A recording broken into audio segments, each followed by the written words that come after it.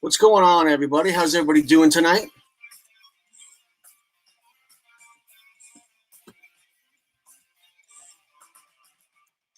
So I don't know how many people we have in here yet or how many people are going to be waiting. So the plan for tonight is I have a couple of guests lined up. We're going to start bringing people in, and we're going to talk about their cars, their build experience, and everything that they've done. And then we'll have you answer questions and answers if you guys want to get involved. Okay, so let's...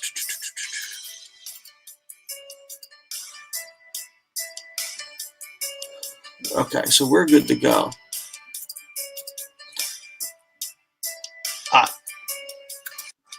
We're going to bring in Nathan. What's going on, Nathan? How are you doing tonight? I'm good. How are you doing, Frank? Good. And there's Rodney. Thank you for coming in, Rodney. I appreciate it. You bet.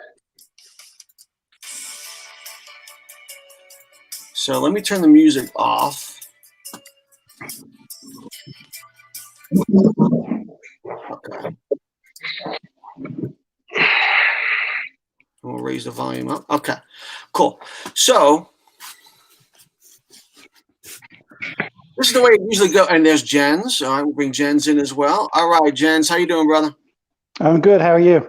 Good. So Jens meet Nathan and Rodney. Rodney meet Jens. You guys can all introduce yourselves to each other. There's everybody. Hey, pleased to meet you. So the fourth person, the guy with the Daytona, he never did a test run with me today. He was going up to Summit Racing to get heads for his car, and he said he would give me a text when he got back, but he never did. So hopefully he just pops in. He's got a link, but we don't have to wait for him at all. So nobody had a deadline on when they had to leave or anything. So I guess we'll just go in the order of which you guys accepted, if that's cool. Which means Jens, you're up first, buddy. Okay. All right, so let's get this, I am going to do so this as well. I'm going to do that, and then we're going to do that. So it's this is my Mark III Factory 5 on my most prized tool in my toolbox, which is my lift. I got to say that I think the biggest mistake of my build was buying the lift after I'd finished building the car. What lift is that? It's a Danmar. I think it's a 6XL. I think it is. It's about a 6,000 pound. And one thing I found out, I was going to get a 4-post.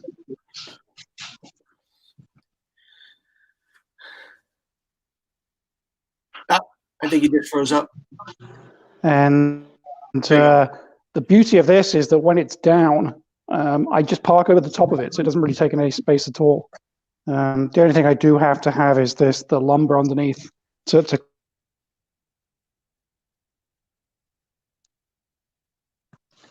Jens. One of the best things about this lift, and if I can actually get underneath here and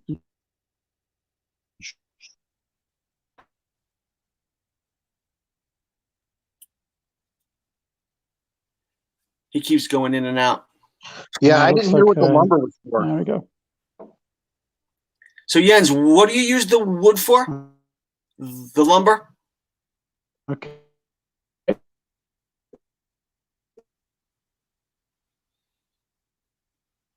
Jens.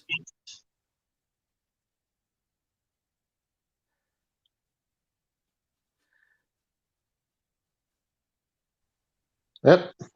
There he goes. On my back, I think I maybe have a bad signal out here when I get under the car. It's all good.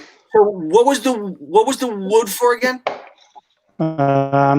If you can see, one of the things I was going to say is the frame rails on the car actually line up perfectly with the lift. So what I didn't have to do was install the arms that come with a lift, and I can just drive straight over it. And when I hit my my front chocks, I know I'm in place and I can just hit the button and lift the car straight up. Right. Okay. Is the lumber for clearance to get the car up high enough? Yes, it is. That's right. It's the car doesn't really clear the jack without it, so it would look nicer without it, but unfortunately, it's a necessity.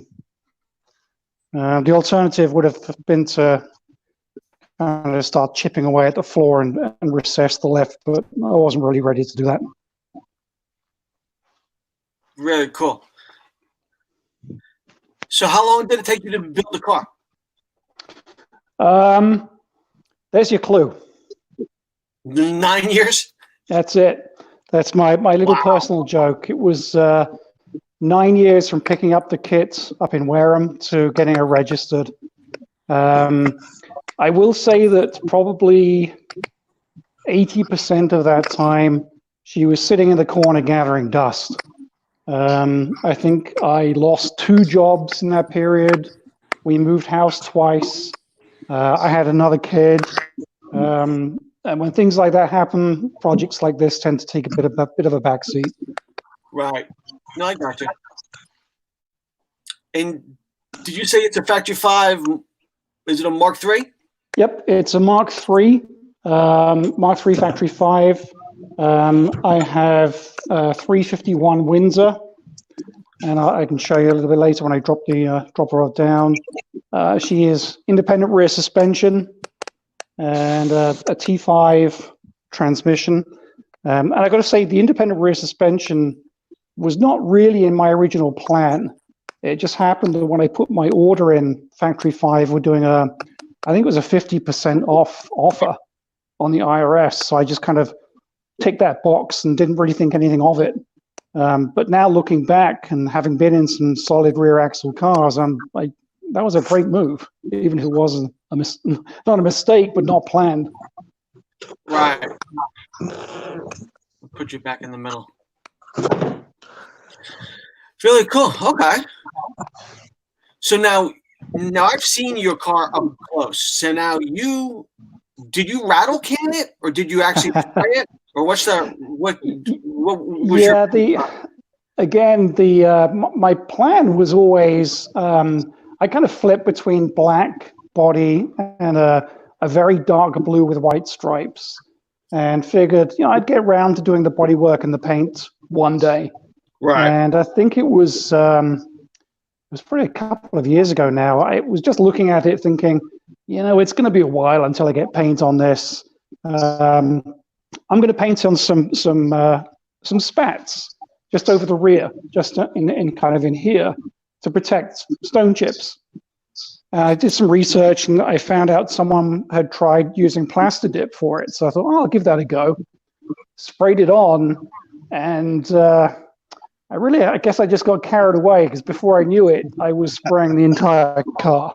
The whole car was black, yeah. So it's sprayed with about $60 worth of plaster dip. It's got to be the cheapest paint job on the road. Wow. It's I got to say, it's far from finished. I mean, the body really has not had any body work done to it. You can still see the seams, the mold release seams, but it really gets a lot of attention, and I get a lot of comments about the kind of the satin finish.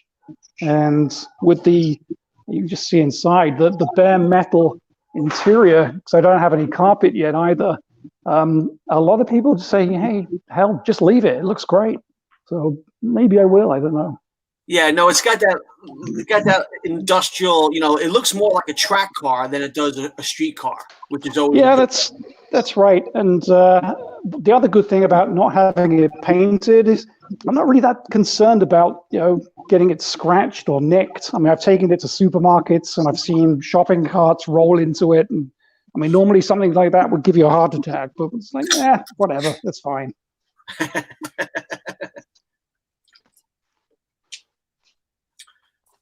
So why don't I play one of your short little track videos, if you don't mind, while you lower it down, and then when I come back, you could talk about the motor and show us that and the top view. Is that cool? Hey, go ahead. Sorry, I think I lost you for a moment there. It's okay. All right, let me see if I can set something up real quick. I got most of it already up.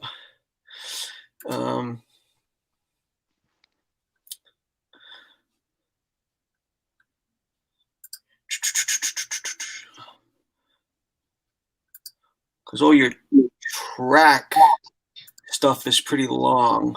So let's do this.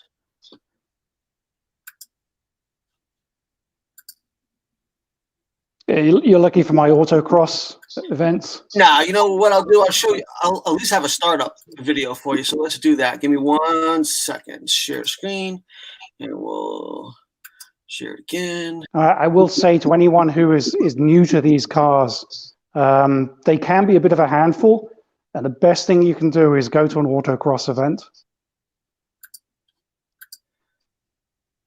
So here we go. All right, so let's do this, and we'll make it full size. Play it out.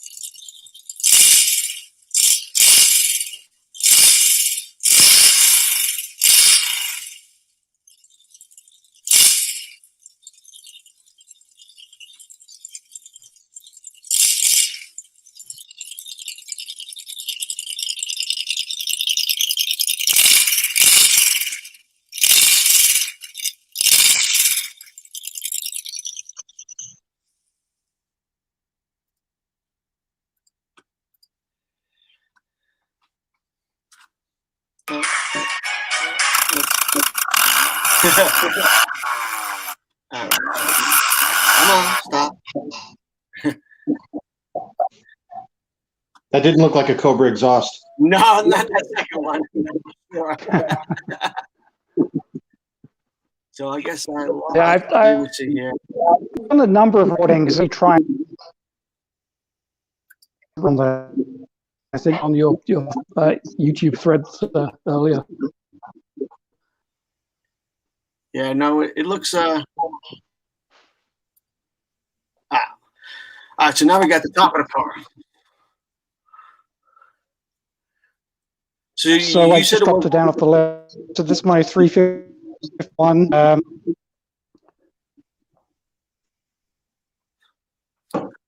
Oh, I think I'm losing you. You're good. We can hear you.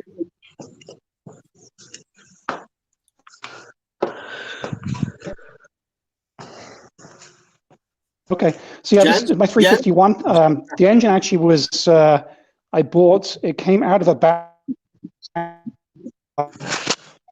the story behind it was I was told that the owner was upgrading to a 427, and having about 5,000, I kind of know why, because I think this is a very, very stock motor. Definitely has stock heads, probably the stock cam. It's very, she takes over like a Swiss clock at about 600 RPM, which on any other car might be great, but that's not what you want on a Cobra. Right. So I'm definitely looking to have some work done.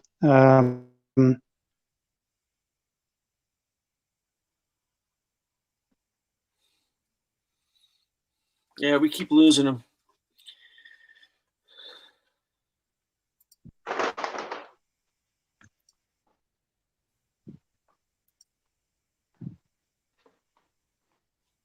Yeah, we keep losing them.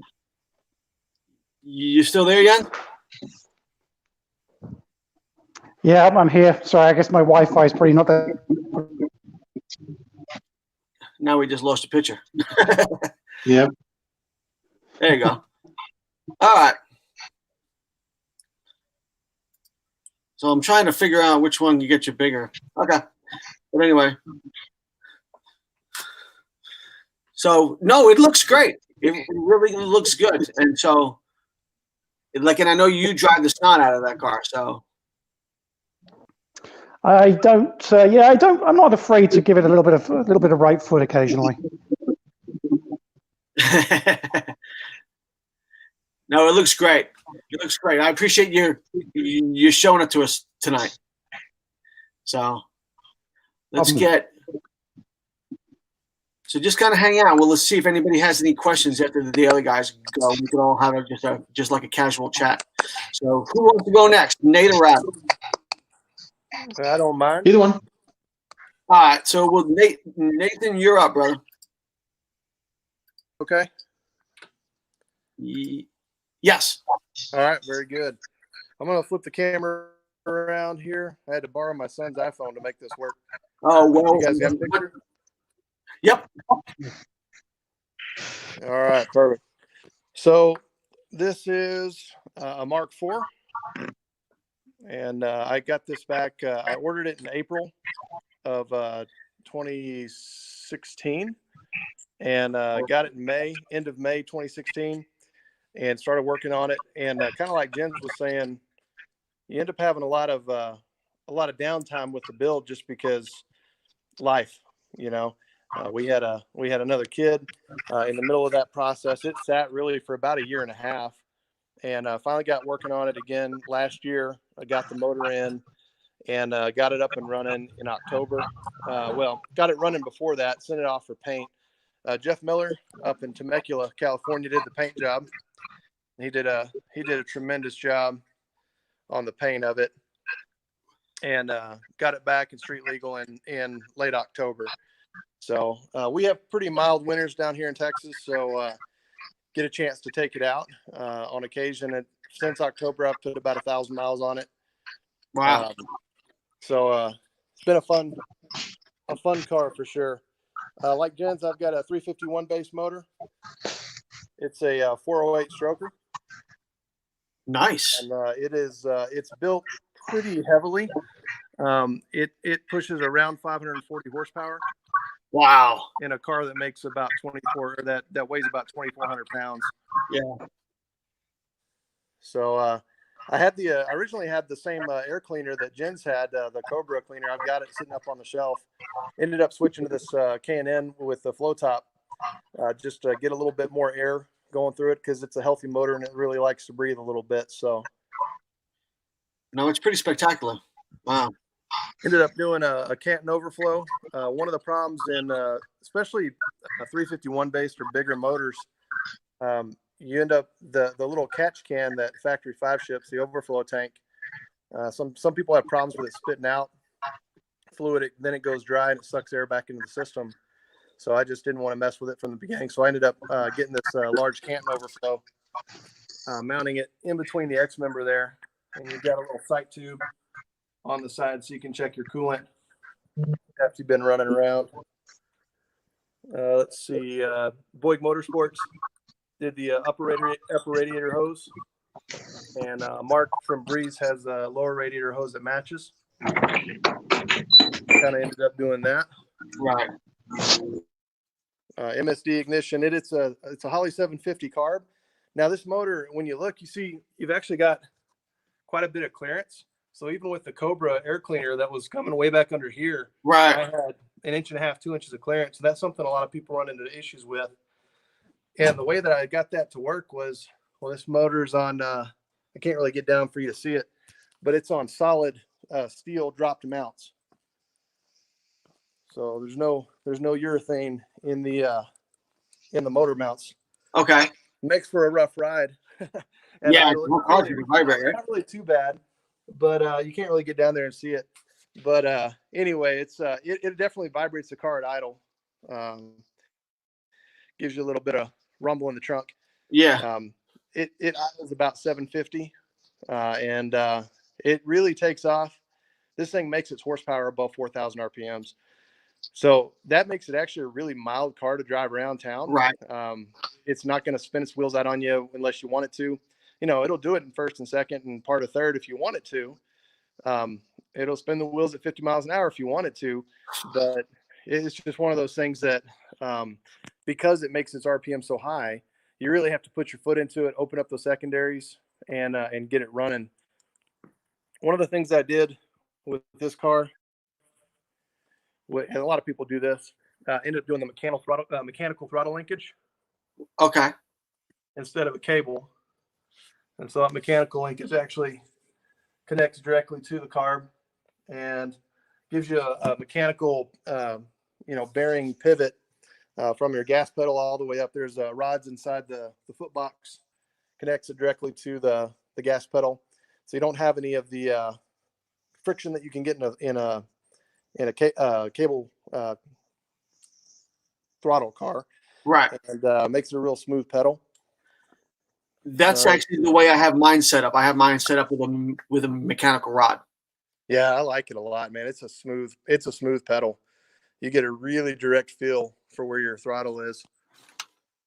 Interior is pretty standard layout, classic layout. I did do the switch panel, made that out of sheet aluminum, and had the switch panel here. Picked it up from New Vintage, and you can put different little icons on here. So I've got the brights, the flashers, the override for the radiator fan, and then I've got footbox blowers on either side there that are active. Oh, that's good. That's real good. Mounted the seat heater switches down beside the seats here, so they're kind of tucked in out of the way, and didn't clutter up the dash any. This is Factory 5's molded plastic dash that they have, so Okay. they offer. So what questions you guys have, if any? Does anybody in the audience have any questions?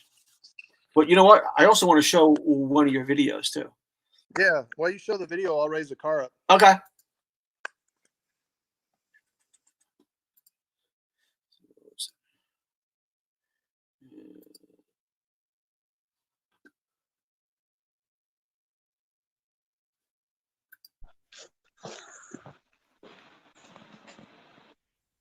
Did I lose you guys?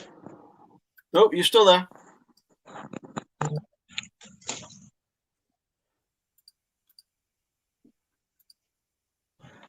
Yeah. So we're gonna share the screen. I got to say, Nathan, I'm jealous of your left.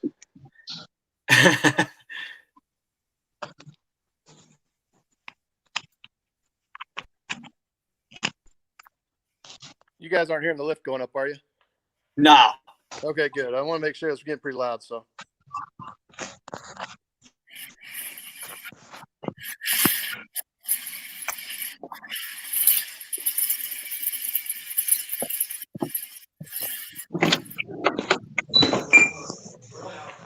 Honk the horn. Honk the horn.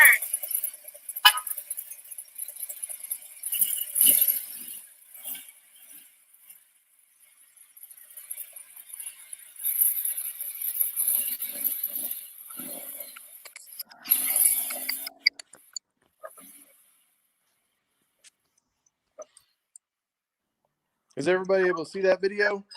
Because I'm not picking it up on my phone, but it may just be my connection. There it goes. Okay.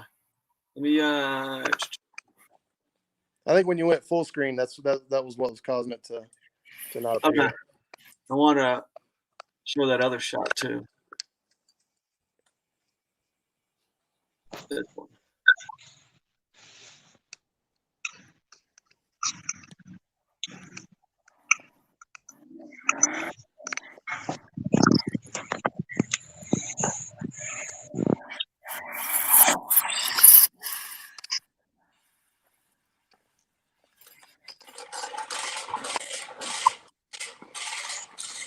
So that's the one experience I never got, was to actually drive it as a go-kart. I think it would have been great.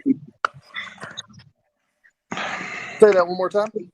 So that's the one experience I didn't get to have, is drive it as a go-kart. Yeah.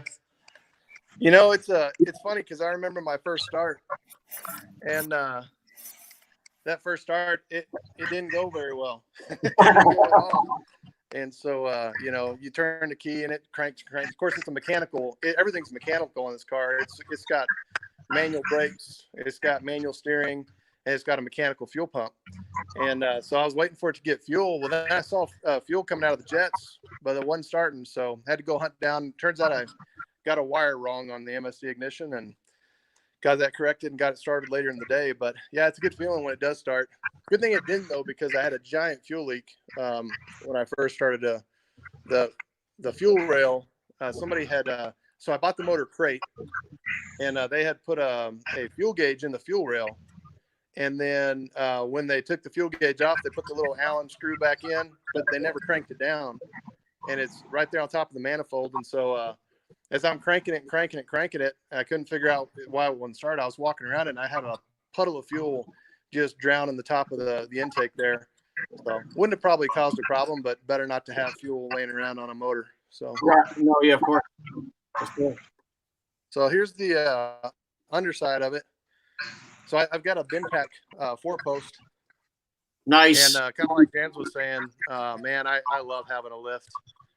And I got this after the build was finished as well. This is one of those things, live and learn. It's got a trolley jack.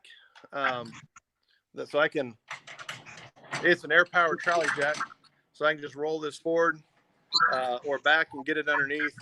So it'll actually lift directly on the 4-inch tube right here, and it's air-powered. So I can roll it forward or back and get either side off the ground. I didn't want to put a second one on yet because they're expensive. Right. But there she is. I mean, not a lot to it. You guys have seen the underside of these before. It's a 3-link car. It's got a Moser 8.8 rear end. And, I ended up putting a Metco drive shaft safety loop on it.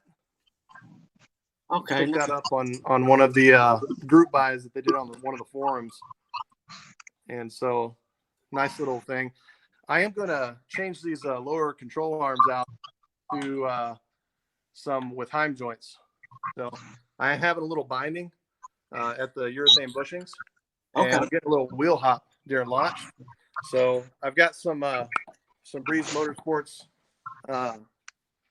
Heim jointed lower control arms coming in. That should help me a little bit with that bind.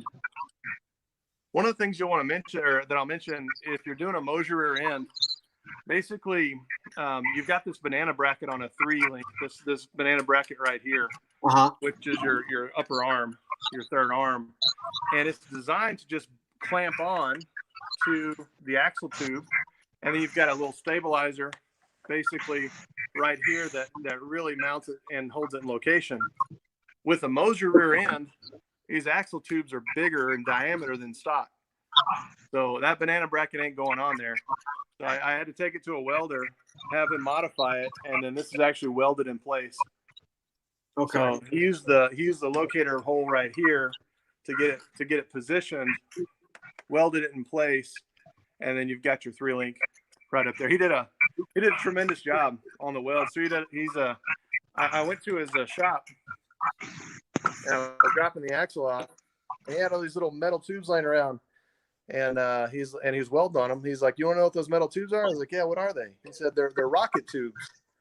I was like, "What rocket tubes?" He's like, "For rocket propelled grenades."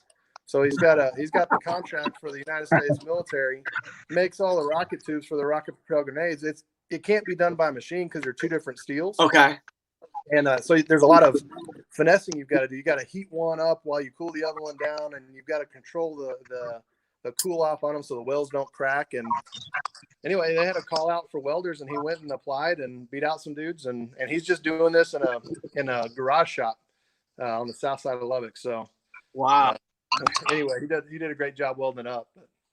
No, it looks fantastic. It really does. And actually, how long did it take you to build it? So it was right around, but from the time I received it to the time it was legal, it was about 3.5 years. Okay. And again, it sat dormant for 1.5 years with me going out and piddling on a Saturday or something like that. Wow. Right. No, Yeah, my wife had some complications with her pregnancy. I wasn't gonna just go to the shop, and then you got a newborn. You can't just be like, "Hey, I've been at work all day. Have fun with the baby. I'm gonna go out to the shop and play." Right. No. So, you know how that goes.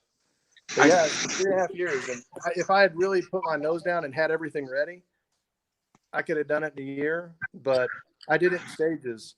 So I saved for the kit, got the kit, started working on it while I was saving for the motor and transmission. So once I had enough for the motor and transmission, I was basically in roller, and I ordered the motor and transmission and started saving for paint and body. And then, so I did it in 3 stages of saving to get it. Otherwise, I would have been saving for 10 years instead of the 3 or 4 that I had to save to get it. And what's the actual shade of blue? Is it the official? What's the official color? Oh, the color, yeah. So this is a Ford Magnetic Gray. Magnetic Let me gray. flip it around here. I'm sorry. Yeah. Ford Magnetic Gray, and it's got a lot of action, and you see it's got a lot of flake in it. Oh yeah. Let me hold on. And so it flops really well in different lights. So you get a lot of different shades of gray, from the lighter to the darker, especially in the sunlight. It looks tremendous. The stripes, I can't really see them very well right here, but they're BMW Titan Silver. Okay. Nice. So it's I didn't want to just because when I first started this car, I didn't want to do blue and white. I do what I felt like everybody was doing. I like the classic look though. I started thinking about red and black because Texas Tech's up here, and I'm a Tech fan. But then I was like, it's not going to look good. I like the classic look, but I didn't want to do it just straight classic. So I ended up doing the gray with the silver instead of a really dark with a white. And I like it a lot. And there's another little thing on the side since I've got it up here. These are heat shields from drummer Mike on one of the forums there. He does a tremendous job on these heat shields, and he'll keep you from getting Cobra bit. Yeah, so I'm lucky. I've never been bit yet. Yeah, my buddy got bit. It was only a 2nd-degree burn, and we had only gone around the block 2 or 3 times, and just when it was in go-kart, and he stepped out and singed his ankle. So I'm like, my wife ain't gonna ride in it if she gets burned. So got the heat shields. Very cool. Well, I appreciate you showing it off tonight. I really do. Yeah, absolutely. Appreciate you guys having me. No problem. Rodney, you're up, bud. All right. Well, thanks for having me. No problem. You're coming in.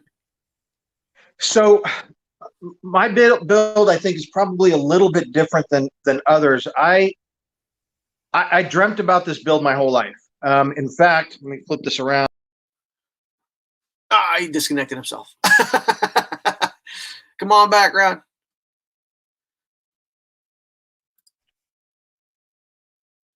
He keeps flipping himself out. Can you hear me? Yep. There you go. Okay. For whatever reason, my camera won't flip, so I'm gonna have to just turn my phone around, and hopefully you guys could see it. Okay. So basically, you see the model car here? Yep. I've had this thing on my desk at various jobs for the last 20-something years. Now, obviously, it's a little blinged out and not exactly my style, but this was my inspiration for 20-something years. So I built my kit, or I ordered my kit in February of 18. It took about a year and a half to build, but I took both summers off here in Bakersfield. It have an air-conditioned garage, so it took me about a year, I guess, to build. And my goal was to do as modern, I guess, as modern as I could get without getting crazy. I always knew I was going to put a Coyote motor in it. I kind of pushed the boundaries, and I know some purists out there would probably frown on it. But I took advantage of the sale and checked every single box that I could. Independent rear, 18-inch wheels, polished exhaust, dual chrome roll bars, everything I could possibly check, I checked. So basically, here's my baby. It's a Mark IV. It is, hopefully you guys could see it okay in the video. It is good. It's to do something a little bit different than the norm. And I had to go Ford colors. So my stripes, and Jeff Miller, by the way, did mine as well. Jeff DeBat Miller.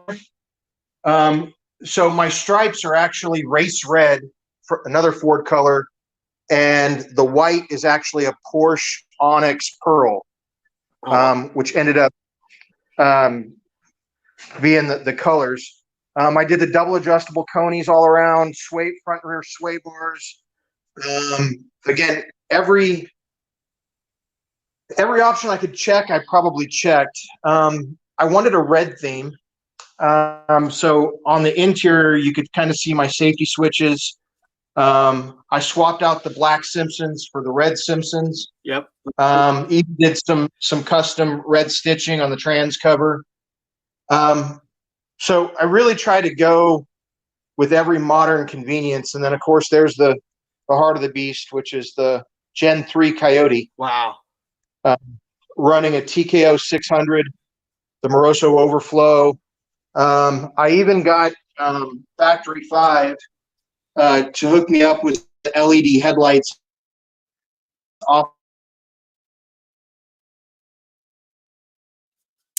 Lost them. Whoop. I even got LED driving lights down below, some PIA driving lights down below. So everything's LED. Another big thing I did was, I don't know if you could tell. I'm sorry, There you go. I was going to say, we could hear you, but there you go. You're good. Okay. Can you see the interior okay? Yes. So if you notice, the one big thing that's missing is an emergency brake hand. So I opted for the E-Stop electric parking brake. Okay. Which worked out really, really well. I've got the button actually hidden up underneath the dash. So it basically seconds as like a security system because I could lock the rear wheels up and no one knows how to unlock them. And then you could also see my red start button that's turned on. Yep. I went with guard dogs, push button start. So I've got my keys in my pocket, so every time I move, the car is ready to go. So I don't need to keep, I just walk with the key fob in my pocket and away we go. Right. That's cool. That's very cool. So again, I know the purist, there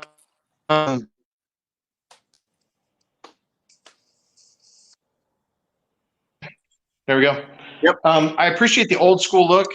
I just knew that wasn't what I wanted to go for. I wanted, again, as modern as I could. The one thing that's hard to see, but the other thing I have in here is a Bluetooth stereo. Okay. So I'm running about 1200 watts. I've got 4 JL audio speakers and a 12-inch sub. And the only speaker that you could really see is in between the seats. Kind of see the speaker grill. Yep. Oh, and then I also have my center console. We're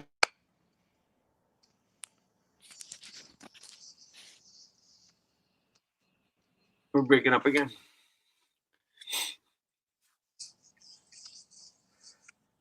Video again. There we go. Yeah, there you go. So yeah, so I mean, it looks fantastic. So the speaker between the seats, is that the sub?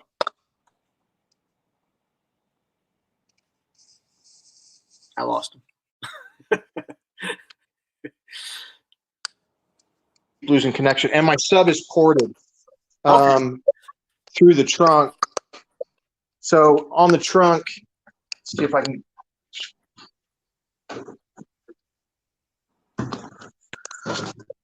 So there's my trunk space. Oh wow, you got nothing. Yep. And then I did the drop box. Obviously, I cut out all the rails, so I've got a nice big open box here without any of the tubing coming in.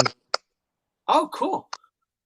So did you have to so how does that affect the clearance for the gas tank? Because I know that the gas tank's right under the trunk. Yeah, I re-welded. I had all the bars re-welded, and they're basically laying right on top of the gas tank. So when I put the gas tank up, it flushed right up against it. Yeah, when you think about the gas tank, the passenger side's tall, and then it drops off and goes flat in the middle to the driver's side. So you get about 6-8 inches of clearance there, no problem. I did the same thing. I did a drop trunk in mine. I left the cross pieces and just kind of tuck a toolbox underneath it. But yeah, it's a great mod to get some more space there for sure. Wow. Okay. Cool. See, I didn't even know that. That's a great idea, and that's why I think these live streams are really good for people that are. So I don't know how many people in the chat are actually builders or Cobra guys, but all those little tricks of the trade are all what people need to know to build the best car that fits them and their lifestyle. Because I mean, like Jen said, I mean, I've taken my car to go food shopping with my wife, and I got plenty of trunk space for what I need, but it may not be for what everybody needs. So anywhere you can give yourself a lot more room, especially in the feet area. So I know, like some manufacturers now, they make the drop floor pans to give yourself a little leg room. Right. Because I'm kind of short. I'm only 5'7". So I know some guys. We had a guy in here, Bluegrass, who was actually in the chat. He's over 6'3" or something, and he has a classic. What the hell was that? Mark, are you in here? It was a classic. It was one of the old. I don't even think they make it anymore. But his foot pan has dropped so far. He sits in there. He can drive the car with no problems at all. He's got like a 5-inch stretch in the body where you could see it in his door panel. So you can see it in his door and I'm going to bring you guys around.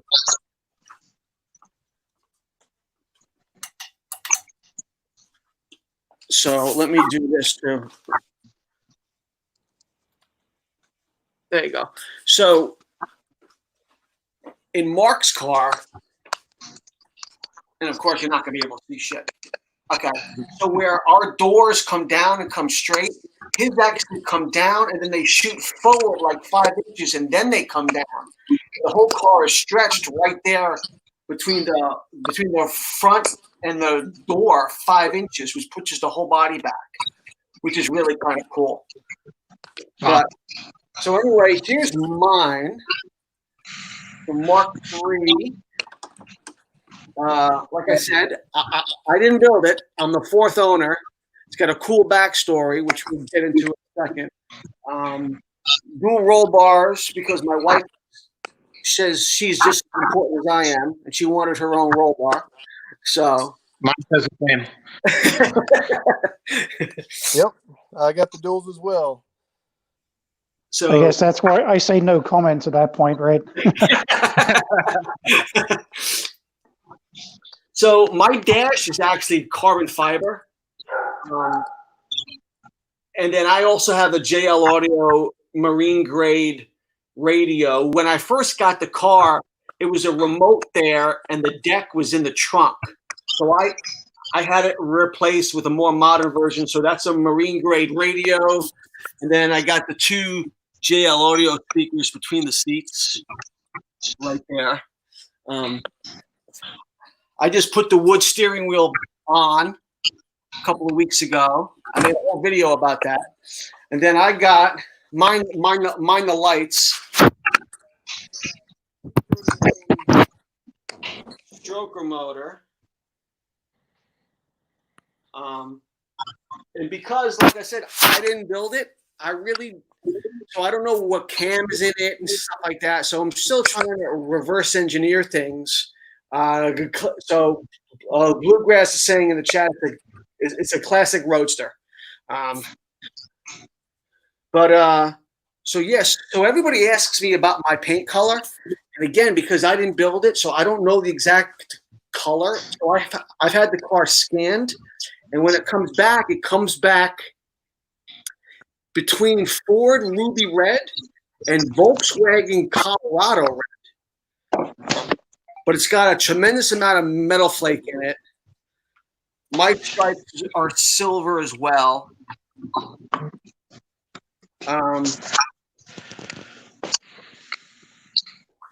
The only thing I regret, whoever built the car, put the 427 logo on the side. And I get everybody busting my chops, looking at the motor going, that's not a 4 for the 27. But the way he's got it mounted on the inside, he's got them like epoxied. So there's a whole bunch of glue on the inside, so I can't take them off without really doing more damage than it's actually worth. Hey, Frank. Yes, sir. You know, a couple of thinking about tall guys in these cars. I'm 6'2", 240 or so I'm not a little guy. And so when I built mine, and I'm sitting in it right now, when I built it, basically I mounted the seats as far back as they can, but I have the wedges underneath them, so I actually kips the seat up just a little bit, gives you a little bit more leg space. Mark at Breeze sells those, and they just kind of kick and they are adjustable. You can unscrew them and move them forward and push them down. I didn't put rails because I wanted to be low. Right. Because as it is, you know, this is eye level for me. So I'm looking right at the crossbar here. So I kind of have to kind of slouch to get underneath the steering wheel when I'm under. But when you look at, you know, my space in here, this is my clearance for my left leg when it's on the clutch. And, you know, press it down to get more space. But I've got plenty of space right there. Right. But it's tight, you know. And same thing on the throttle right here. Just got a little bit of space, so you just let the leg lean over. Usually, I don't know if you can see my feet. We'll see if I can get down in here. But I kind of have to, because you got the drop right there, I kind of have to kick this heel to the inside. Right. And kind of side foot the gas to the brake. And they're close enough that I can actually, you know, hit both the gas and the brake at the same time if I need to rev match when I'm downshifting or something like that. But, you know, it's tight. Now, this seat is a slightly bit further forward. Intended it to be simply because the thickness of the insulation, the sound deadening that I put in here, when you put the sound deadening and the carpet, it ended up pushing the seat forward one further notch on the mounts than I intended it to. And so, and again, it just makes for it's a tight fit, but it's comfortable and it fits well for me. So, no, like it looks fantastic.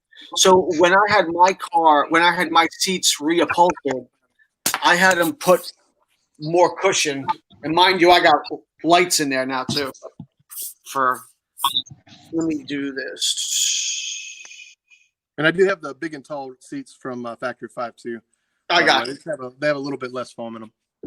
Well, that's what I did. So I had them put more foam in the front. When I had the seats reupholstered, I had them put a bigger layer of foam in here to kick my thighs up. So it gives me a little more space in the back.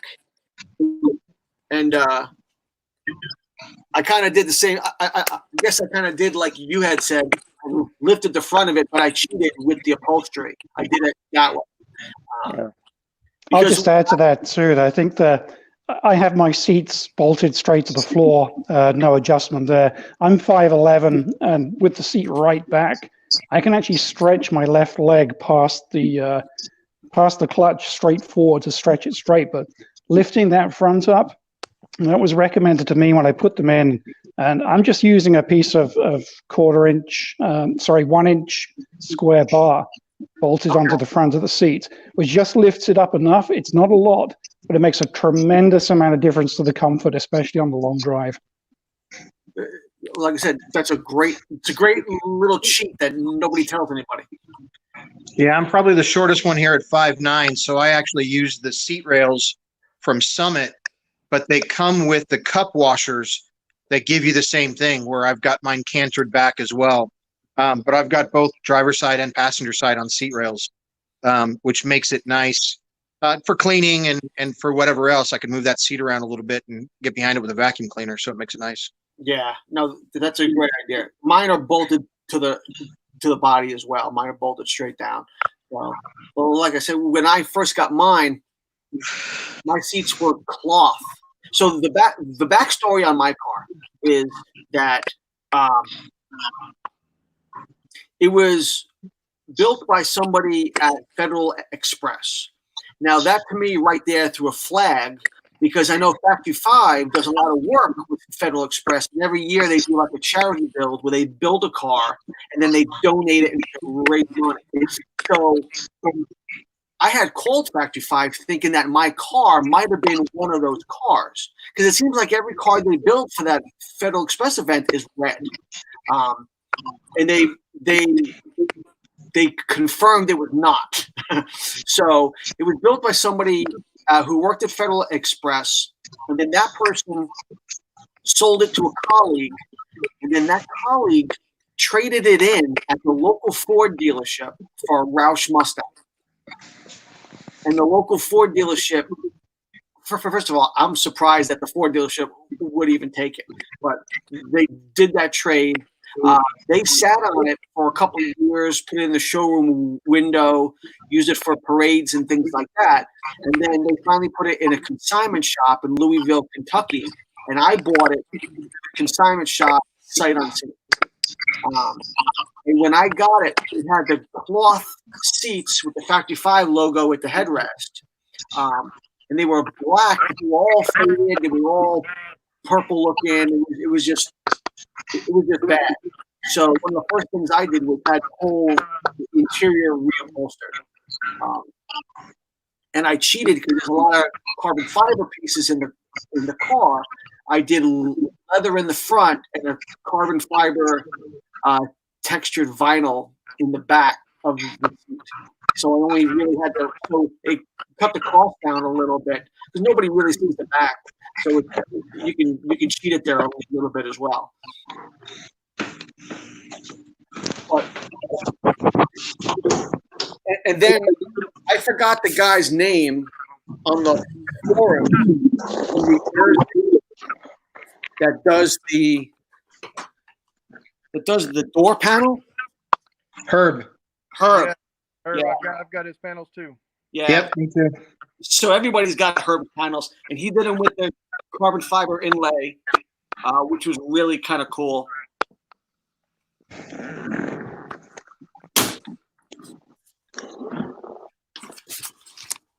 So I've got to say that the Herb panels, I guess I was continuing the theme of DIY, given I have my do-it-yourself paint job. You see all the decals on the side, they're all homemade. Again, because I'm probably too cheap to buy them. But also the door panels, I actually made these myself too on a board weekend about 6 or 7 months ago. Actually came out not too bad for a first attempt. They look great. But I was just going to say, talking about mods, if anyone is building one, again, one of the advice tips that I was given when I was building this was with regard to the handbrake or the emergency brake. And you'll see I actually have mine here up on the transmission tunnel. And everyone told me that when you're strapped in, and you've got to have these straps pretty tight, you really can't reach where the handbrake is. So I actually rerouted mine with this Locar handle up onto the top. I don't have any mechanical advantage to it. So even up here, it's still a bit of a pull. And the only modification I had to do was to weld up a small bracket, which I have kind of underneath back here to reroute the cables. But I got to say, I love having my handbrake up here. It makes life so much easier. Yeah, mine's on the passenger side of my transmission tunnel. Right, it's down here, right? It's just that's the standard location. Yeah, that's the standard location. So every time I have somebody in the car that's not my wife, like another guy, I'm over there. You got to move your leg out of the way. I got to, it's just it's a little awkward, but I mean, it's usually I just tell the passenger, can you take the brake off? But that's a good, smart idea too.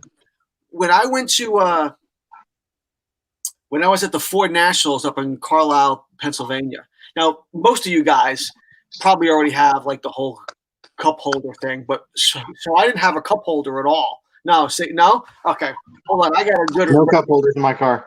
Hold on. You don't need cup holders in these cars. You drink your coffee first, Frank. That's right.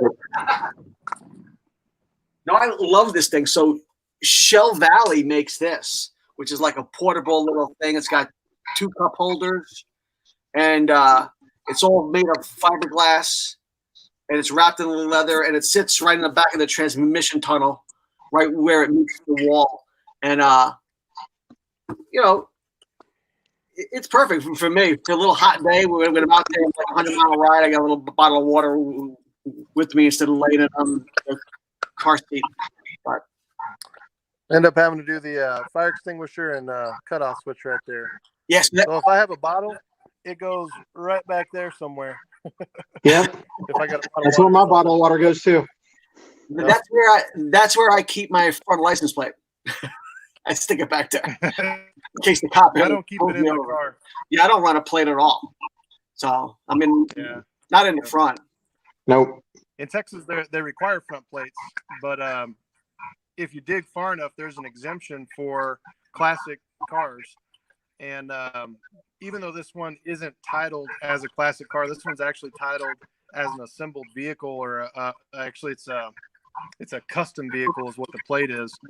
But I think I can talk my way out of it. Otherwise, I'll just hope for a warning, and then I'll not stick it on there and hope I don't get stopped by the same guy. So And kind of the same thing then I'll get here the in New ticket, York. and I'll finally put it on there. But yeah, I don't want to put a front plate on this car.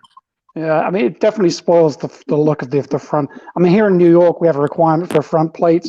I have mine in the trunk, and I think if I get stopped, my argument's going to be, you put a plate on the front to help you identify the car. You're telling me you can't identify this car, you got a problem. Give me 1 second, 'cause I got somebody who's still trying to get in, and I'm trying to.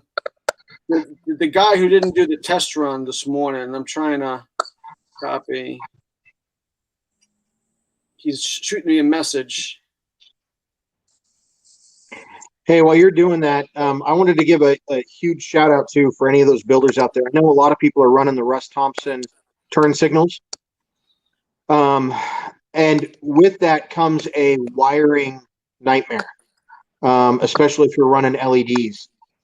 So I met a guy, his name's Greg Allen, in Tucson. I met him at the Huntington Beach Cruise-In a couple years ago when we had it. And he is active duty Air Force and an electrical genius. And I actually flew him out here to California to help me twice, do the electrical and then drop the motor in. And he has a little box, relay box, that is plug and play. That is phenomenal. So if you guys are running Russ Thompson turn signals and don't want to put in that huge, massive wiring box cluster that I've seen on the forums, reach out to Greg Allen. He's a great resource. He also picked up the hidden roll bar. I can see, like, mine don't have the upper bolts. On mine, it's got the hidden interior connector. Right. He's also doing those for both the 1.5 and 2-inch roll bar. So huge shout out to Greg Allen. I know he's on all the forum pages, but he's a wealth of information and a great resource. Very cool. I have self-canceling turn signals as well. And by self-canceling, I mean I have to turn them off. Yep. Yeah, turn them off for yourself. I went super simple. I just did basically a 3-position switch, your left signal, right signal, and off in the middle. So yeah, I did that. The only thing I would have changed is it's pretty far under the door, so I actually have to reach underneath to get to it, which was great. I won't accidentally hit it. When you're wearing gloves on a cold day, it's a little harder to get to, but sure. I'm jealous of those self-canceling. I know there are some relay or some delay cancel boxes that basically have a momentary switch. You flick it over and it's set to a 4-blink cycle or a 4-second or whatever it might be, and it'll just blink the blinker for 4 seconds and then it just stops it. You don't have to have the bar on the steering wheel or anything like that if you don't want to. It's a momentary button. So I've seen those as well. It's another option. Well, if you're running all LED lights like me too, you need a bunch of other stuff just to get the flashers to work. So Greg's box fixes it all. So the way you have your turn signals is the exact same way I do. But are you guys running wipers? Because I have no windshield wipers at all. So you guys are in the same boat as. No wipers. Yeah, I got one of the little clamp-on ones that you stick up on the windshield and turn it by hand, back and forth like that. just and then as soon as I got inspection, I took that thing off, and it's on the shelf over there somewhere. See, that's the other thing is, so I'm running antique license plates. So there's no inspection, no emissions. Depending on your state, there's no personal property tax on the car. And I don't, they're limited by the miles, but I trailer it everywhere. Like if I go to like Ocean City, Maryland for like Hot Rod Week or something, I trailer it down there, and you're allowed to go like 100 miles from your trailer, which I don't, as long as I trailer it, I don't care. But I've driven the car more than that and just take my chances. But I've been caught in the rain. I'm sure you guys have too, with no wipers. And it's, at a certain mile an hour, the rain just kind of goes up, no problems. You get that dribble, and you just end up getting soaked anyway. I think your leg tends to get wet more than your head and your face, to be honest. Exactly. So yeah, I use Rain-X, and I don't get caught out in the rain if I can avoid it. The problem is I'm in Lubbock, so it's 5 hours to anywhere. So I got you. I'm gonna have to trailer it if I take it somewhere, probably, unless I want to really get a road trip in. But don't have enough miles to have the confidence in that yet. But someday maybe. But in the meantime, I'll just stay dry if I can. And none of you guys have tops, right? No vinyl tops or anything kind of like that. No, yeah. So you're in the same boat as I am. So I bring my car condom everywhere I go, and if I get stuck, I gotta throw it on. It's good to go. But so John made it in. John, this is your test. This is your test run, which we never got a chance to actually do. But welcome. Yeah, sorry, I was en route earlier to all of you guys have completed cars. It looks like I do not. So let me bring you up on the main screen. There you go. Yeah. So I have a Gen 2 Daytona Coupe that I purchased unfinished and have been trying to sort out and get to being ready to finish. I pulled a donor short block and scrapped all the other stuff, and this is what came from Summit today, the Edelbrock EFI Pro 4 set of trick flow twisted wedge 11R heads and a whole bunch of money worth of other little accoutrement. That looks like fun. Tons and tons. So yeah, I've been kind of bouncing around on this thing, getting stuff done. I got running a TKO 600, put that in, put the short block in. Have mocked up some of the front end stuff. My garage is not near as pretty as y'all's garages, but mocked up the front radiator shroud and different things. And then, like I said, we've been working on the engine. I just kind of set the intake up there, just kind of see how tall it was going to end up being. That EFI air gap intake is tall. They say it would fit under a Cobra hood, but the Daytona is definitely taller. So I think I'm okay. I mean, I hadn't really measured it, and if it doesn't fit, I'll figure out something. But anyway, so just yeah, cut a hole in the top. That's good. Huh? Just cut a hole in the top, right? Well, you got to do what you got to do, right? That's what hood scoops are for. That's right. A little fiberglass work never hurt anybody. So I've been wanting to buy one of these cars, a Cobra, actually, for since 95, 96 when I first saw them. I've got a friend of mine that buys and sells real Shelbys, and never could afford any of those. I went in with him on a few back in the 2000s when I had some extra money and bought a couple of Series 1s, a couple of GT350s, and but they were always, momentary owned cars. They were bought for resale. So always wanted to build one of these, and I've got a 17-year-old son, and he and I have been working on it pretty good bit, and it's got some good bits in it. Like I said, TKO 600. I've got the Cobra independent rear suspension, 355 gears. So all the adjustable. It's got the real pin drive wheels, 15-inch. I thought it looked good with period correct. So getting excited. I'm hoping to be able to get the engine together and maybe fire it off, since I'm essentially grounded for the next foreseeable future. I'm hoping that by the end of the month, I'll at least be able to go kart it. I've got brakes done. I've got most of the wiring done.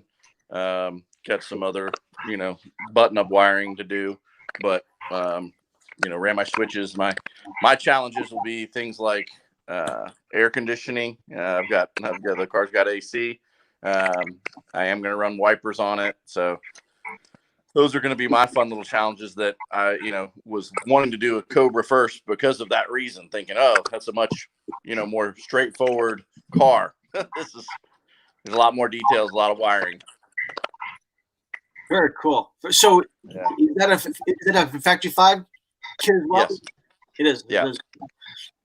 Yeah, it's a Gen 2 Daytona.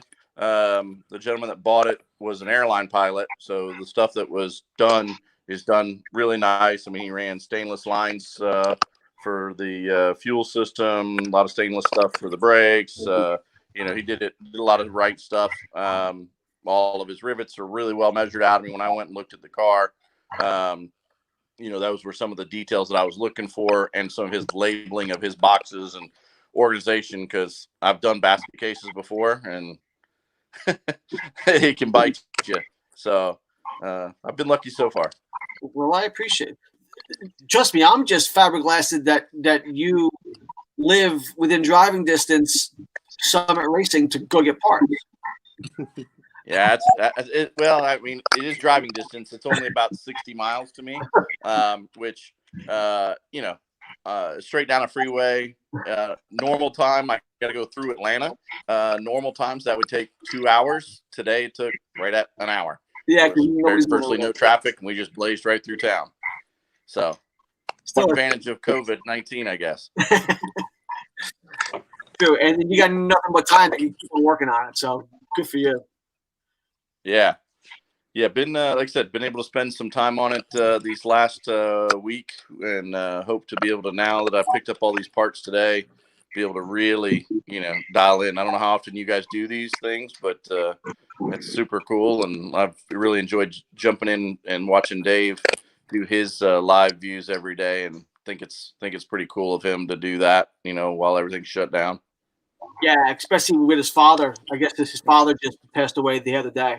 Right. Yeah.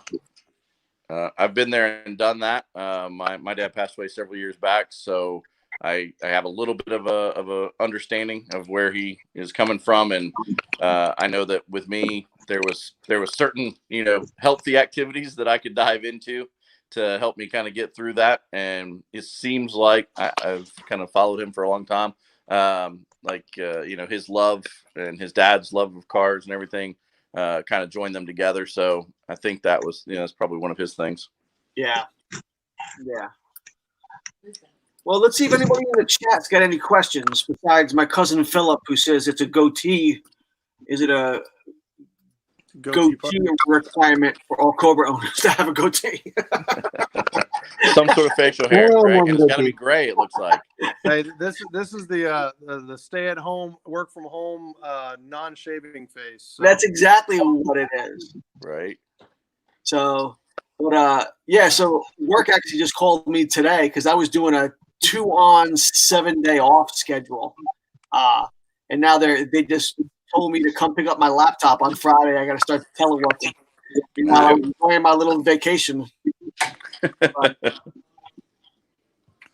But so, do you guys find when you go to shows locally to where you are, do you see a lot more Cobra? Do you see a lot of Cobras around? Because I know when I go to shows, maybe I see like either I'm the only one or there'll be like one other car. I mean, the rest of them are all real metal American muscle. But when I do shows, I rarely see a Cobra. I've lived in Lubbock for I've been in this area for 40 years, but I've seen one Cobra in the 40 years that I've been here. Wow. So, I think I saw one about 6 months or a year before I ordered my kit. and I've never seen it again. So if it's here, it's in somebody's garage, Yeah. and they never bring it out. I take mine out and I'm all over town with it, but I haven't seen another one here as far as a roadster goes.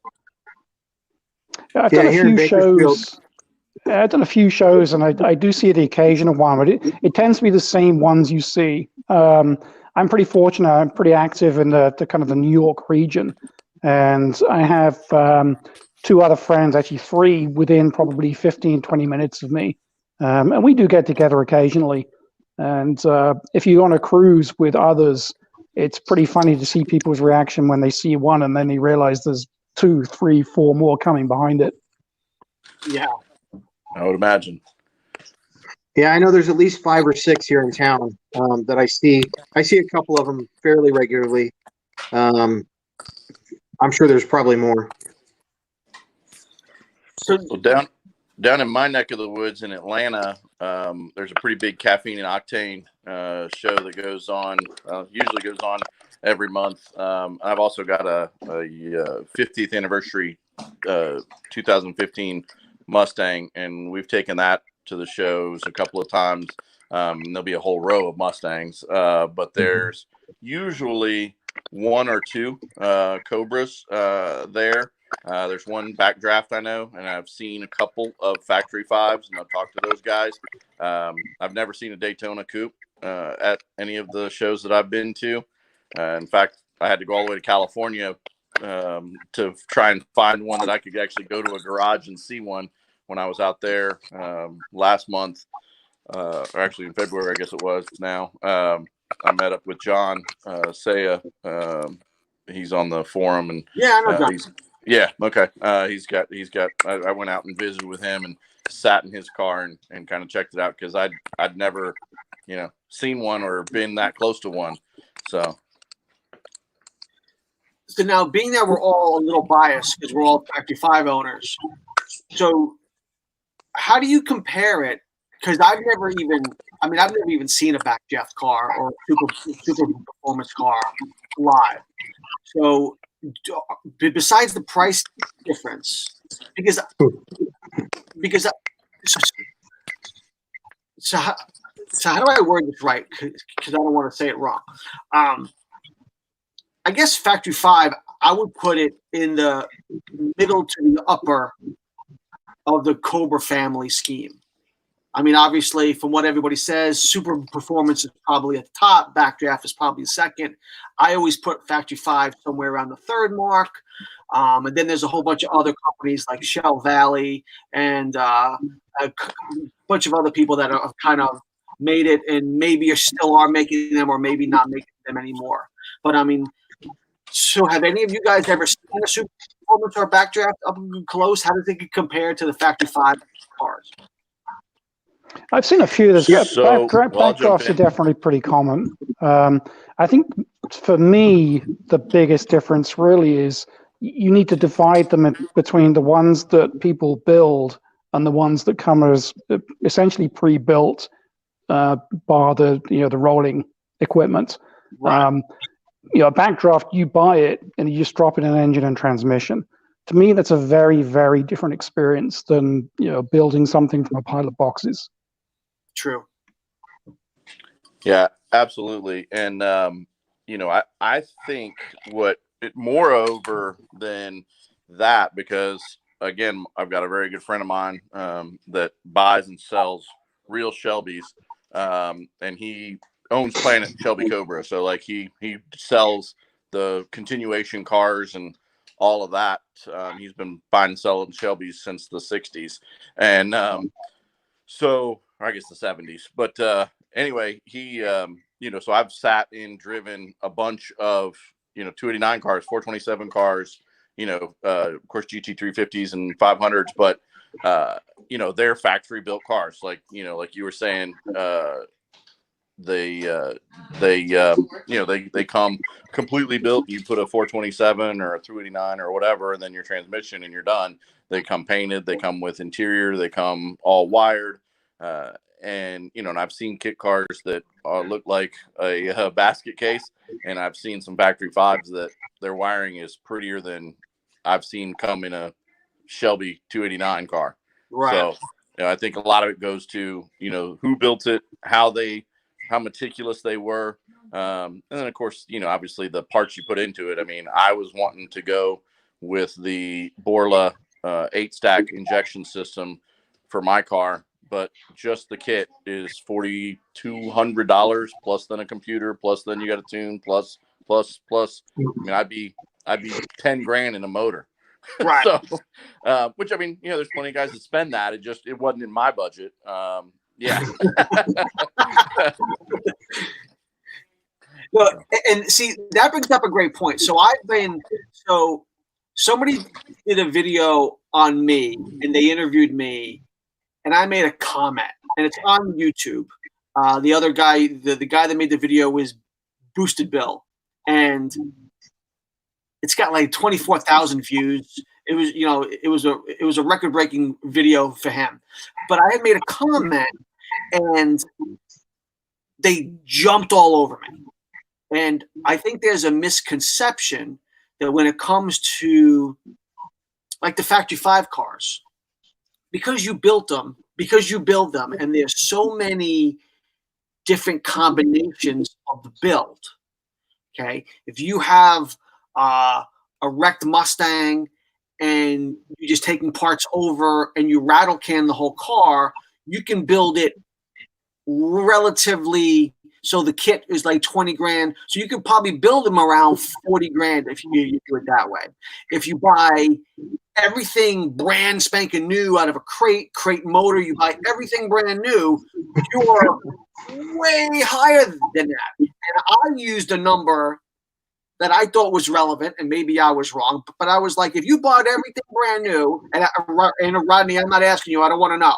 Okay. Right. But you could probably get close to the $100,000 mark, and they kind of level out depending on. So I'm not shy. So, like I said, I'm the fourth owner, and I bought my car for 37 grand. Okay, which I thought was kind of where they lay, depending on how many times they've changed hands.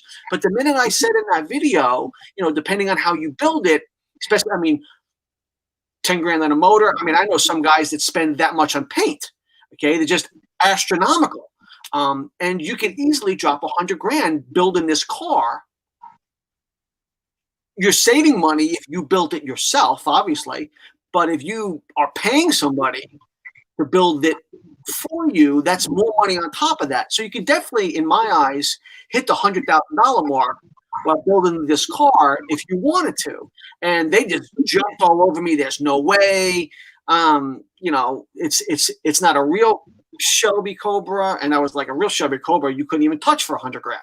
So it just seems that there's a misconception on where these cars lie when you build them. And it's like any piece of the puzzle. It's how you want to put the car together dictates how much you're really going to spend on it. So I don't know if you guys are I'm sure you guys are on the forums. You guys have probably seen Jazzman's flip top. Yes.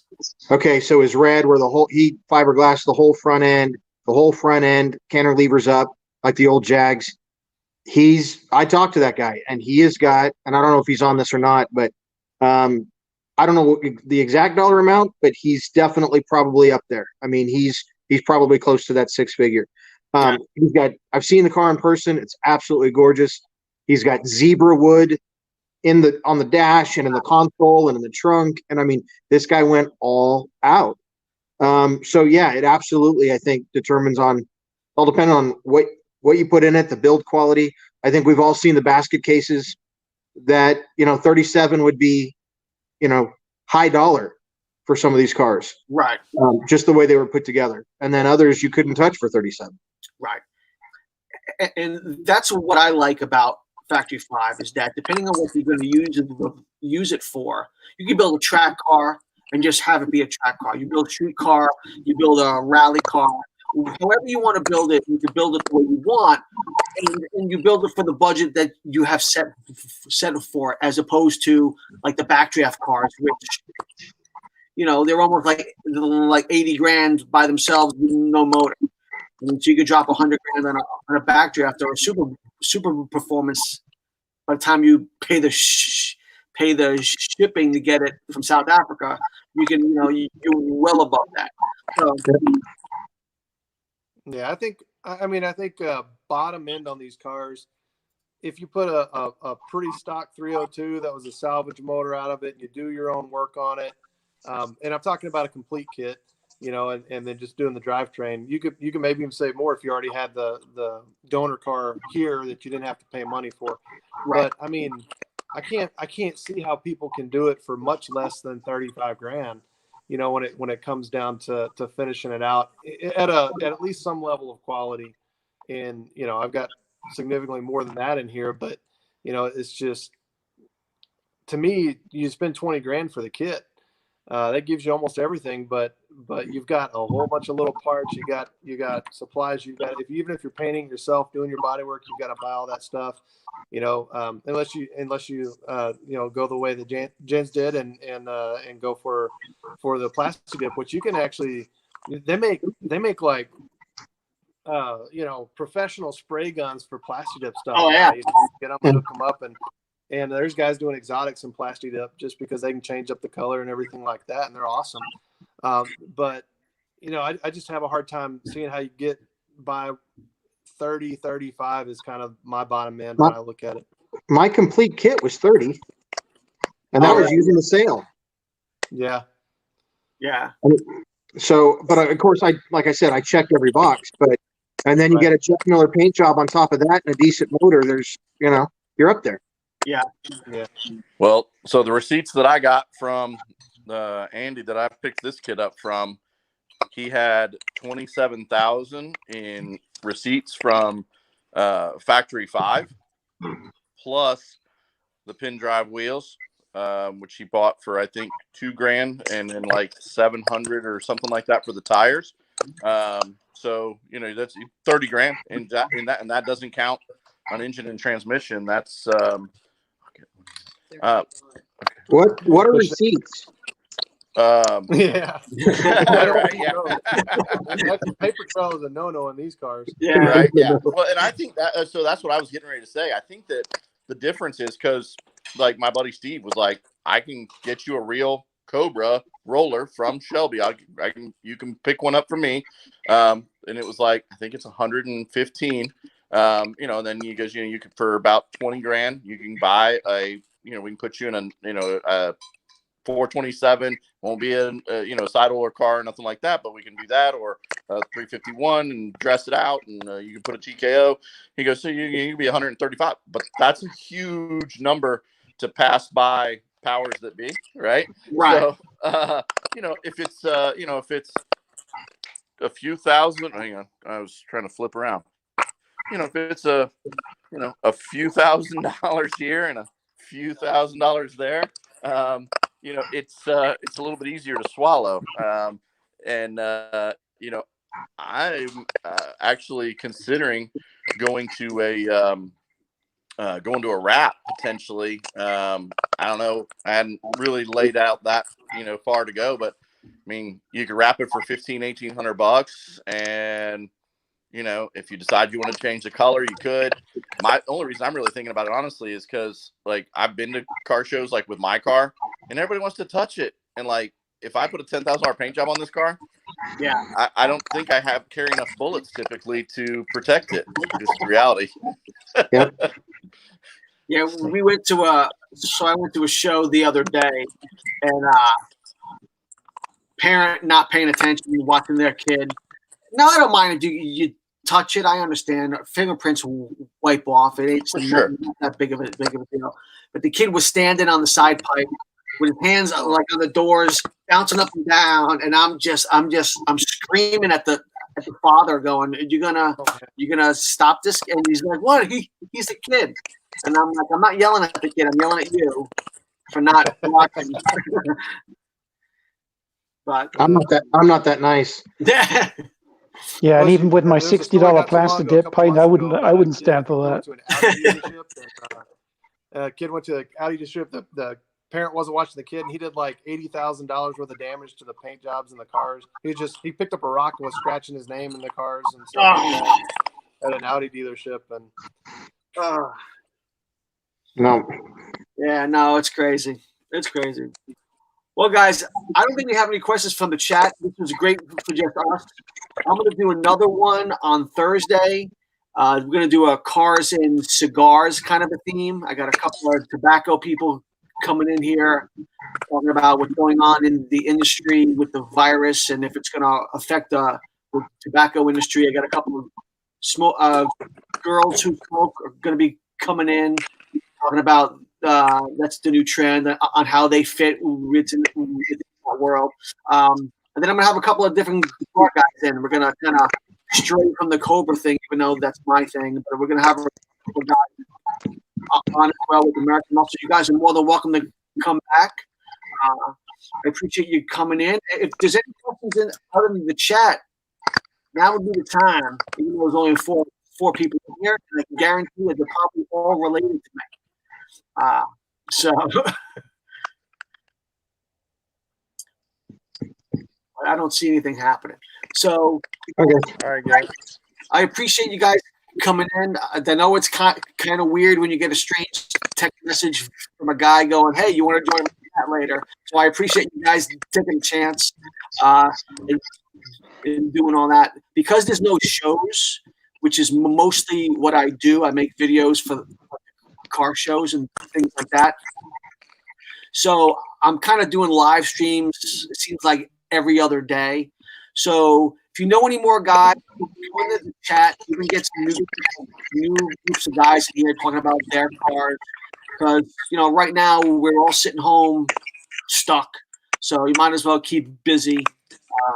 Maybe one weekend or something, we'll do that outside. We could really get the light and show us the paint and walk around the cars instead of in our garage. But guys, I really appreciate you guys coming on. You're welcome back anytime. For those in the chat, if you haven't hit the like button yet, please do subscribe to the channel if you haven't already. And I think we're going to call it a night. I appreciate you guys coming in. Thanks, guys. Pleasure to meet everybody. Thanks, guys. Thank you, Frank. Thanks, We're guys. going. All right, take care. Stay safe. Thanks.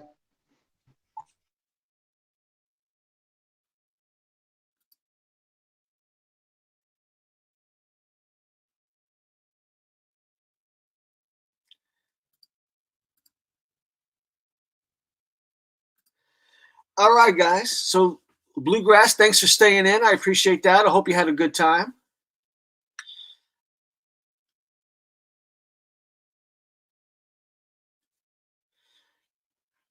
Thank you, Cliff. I appreciate it.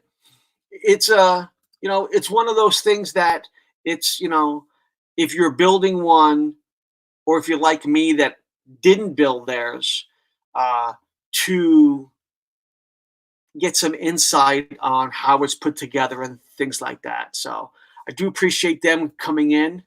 I appreciate all you guys watching tonight. It's going to be a short stream, only an hour and a half. So that's pretty much it. Like I said, hit the like button and don't forget to subscribe if you haven't already. Thursday, we're going to do a cars and cigars event. Like I said, have my local tobacco dealer in from my local smoke shop. And we're going to have a female cigar smoker in here as well. Talk about the industry and a couple of muscle cars from the 60s and 70s in here as well. So that's it for right now. Thank you very much. We'll catch you next time on Bangin' Gear. Stay safe and healthy. Have a good night, guys.